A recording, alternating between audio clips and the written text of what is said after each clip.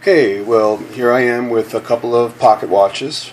This has been what I've been up to lately, and I wanted to share a little bit with you about this watch right here. Now, this is the first watch that I've serviced.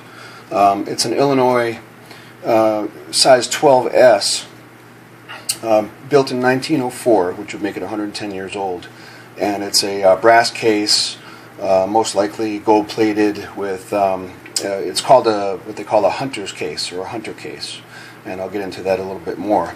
But I wanted to show you here. This is also a 12S Cowell and Hubbard, and this is what the Illinois looked like when I first got it. Now I have an ultrasound machine. This is an open-face watch. Like I said, this is a hunter's watch, and I'll get into what that is in a minute. But the color of this, the patina on the brass was this brownish color, and I have a ultrasonic machine that I use to clean the watches that I have. If I choose to clean the case, I can certainly do that, but always clean the insides. So this is the Illinois 12S, and I'm going to open it up here. It's called a sidewinder because the stem is not at the top where you usually see it at the 12, but rather at the 3. And I mentioned to you that the watch was really brown when I first got it, and now look how brilliant the insides of the case are.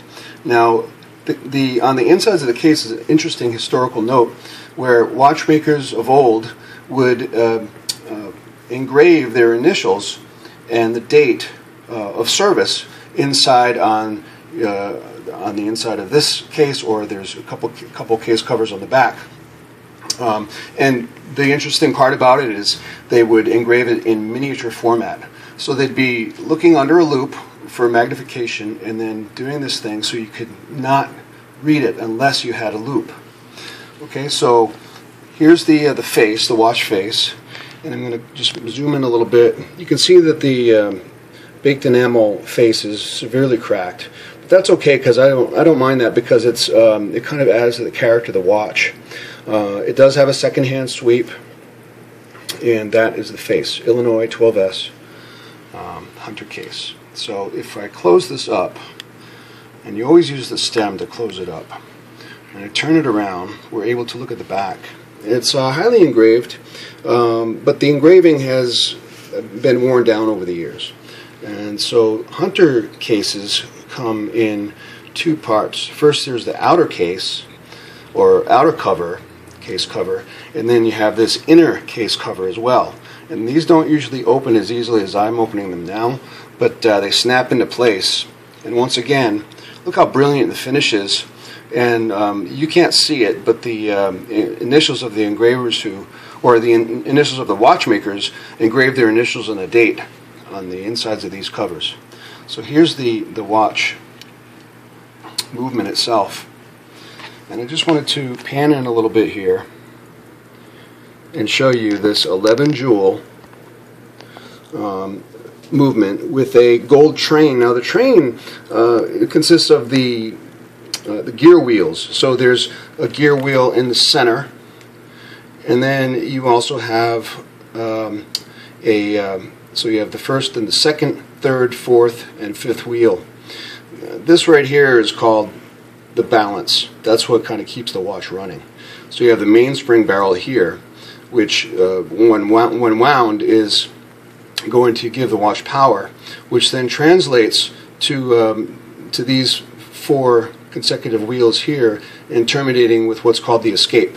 Now you can't see it, but there's what's called a pallet that moves back and forth. The pallet has jewels on it, and it kind of goes like this. It oscillates back and forth, and that wheel, that escape wheel, turns based on how that pallet wheel is going to work back and forth.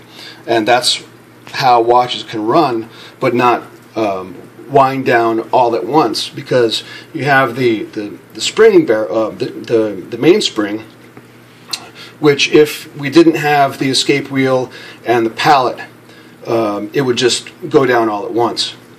And so at the back of the pallet you have the balance, and this balance has a little tiny spring It's called the hairspring because it's smaller than a human hair in terms of diameter. But that oscillates back and forth. And so what you have is the balance oscillating back and forth, and then you have the pallet, which has the rear part of the balance helping it to go back and forth, and then 2 jewels at the front. And at the front of that is the actual escape wheel with all the teeth. And that is what you hear when you hear the ticking sound in your watch. It's the pallet jewels and the escape wheel making contact. So I just wanted to share this with you. This is the first watch that I've serviced. Now when we say service, it means take down completely. In other words, taking out all the, of course, the mainspring and the barrel, or all the gear wheels, all the jewels, and the balance, pallet. Everything comes out. It's just a plate. It's just a plate of metal when I get down to the base plate where everything is screwed onto. So one other thing that you may hear people say is, you know, the watchmaker took all my jewels out of my watch, now I can't use it anymore. And that's, of course, not true, because first of all, the jewels they're not worth anything, and second of all, your watch wouldn't run unless it had those jewels. The reason why they have jewels in watches is because they do not wear down. These are man-made synthetic jewels, and they are rubbed into a jewel setting, and then at the tops and bottoms of what we call pivots, what you would refer them to as probably the ends of the gear wheels. So if you had a gear wheel, here's the wheel, and here it is on its end, and at the top and the bottom you have pivots. So the pivots are basically what allows that wheel to spin, and at the ends of those pivots are the jewels, and so that is what makes your watch work. And a watchmaker certainly couldn't steal your jewels because number one, they're not worth anything, and number two, your watch would never run. So now I'm just going to come over here, hello clock, and I'm going to share with you just a little bit about what I'm doing here. Sorry for the mess. This is my my watch setup now. I realize it's bright, so I'm going to turn off the lamp here. And this is kind of my setup. I've got a little Gerstner chest there with various tools, and of course my Dremel and a vise. This is a watchmaker's bench that I pretty much got for free. It came damaged, and I didn't want to send another one, so they just refunded my money. But you realize you have this what's called a catch, and the catch has this grooved part here, so that if you drop any parts, which I have done on a regular basis, it'll catch it for you. If you don't, you're going to find it on the rug somewhere, maybe, if you're lucky. But the most expensive thing you can buy are these screwdrivers. These are really serious jeweler's screwdrivers.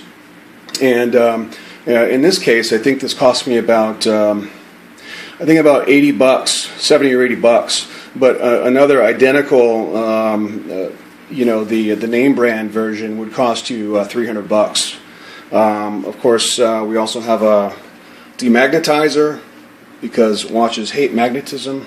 And then this is what's called, so with the magnetism, basically if your watch, if any part of it was magnetized, then you would your watch would run very fast.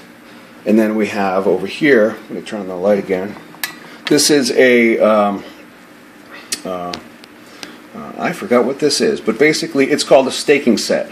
So you have all of these metal parts that kind of fit into a vise that's shaped like a C, and there's a hole at the top and a hole in the bottom, and at the base would be whatever you're trying to drive home.